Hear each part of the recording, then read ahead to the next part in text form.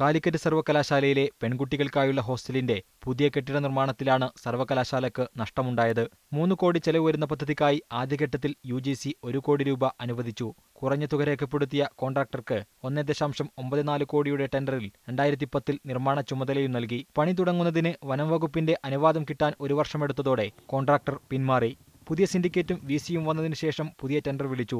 ആദ്യഘട്ടത്തിൽ 1.94 കോടി ചെലവ് വരുന്ന പദ്ധതിയിൽ UGC 1 കോടിയെ അനുവദിച്ചുള്ളൂ എന്നതിനാൽ അത്രയും തുകയ്ക്കുള്ള നിർമ്മാണം നടത്താൻ VC നിർദ്ദേശിച്ചു. ഒന്നാം ഘട്ടത്തിലെ ആദ്യ ഭാഗം 1 കോടി രൂപയിൽ നിർത്തി.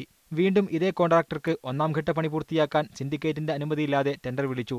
അത് 1.99 കോടി രൂപയ്ക്ക്, അതായത് 1,94,00,000 തീരുമായിരുന്ന ജോലിക്ക് 2 ഘട്ടമായി അനുവദിച്ചത് 2.99 കോടി രൂപ. സർവകലാശാലയ്ക്കുണ്ടായ നഷ്ടം 88 ലക്ഷം രൂപ. സിൻഡിക്കേറ്റിന്റെ അനുമതിയോടെ മാത്രമേ 2 ലക്ഷത്തിന് മുകളിലുള്ള നിർമ്മാണ പ്രവർത്തനങ്ങൾ നടത്തുവാൻ പാടുള്ളൂ എന്നാണ് ചട്ടം. UGCക്ക് നൽകിയ പ്ലാനിൽ മാറ്റം വരുത്തിയതും നിയമവിരുദ്ധമാണ്. ഇവിടുത്തെ ആ തീരുമാനമെടുക്കേണ്ട സിൻഡിക്കേറ്റിനെയും മറ്റുമൊക്കെ കബളിപ്പിച്ചുകൊണ്ട് ഇദ്ദേഹം പുതിയൊരു കോൺട്രാക്റ്റ് അടിച്ചേൽപ്പിച്ചിരിക്കുകയാണ്.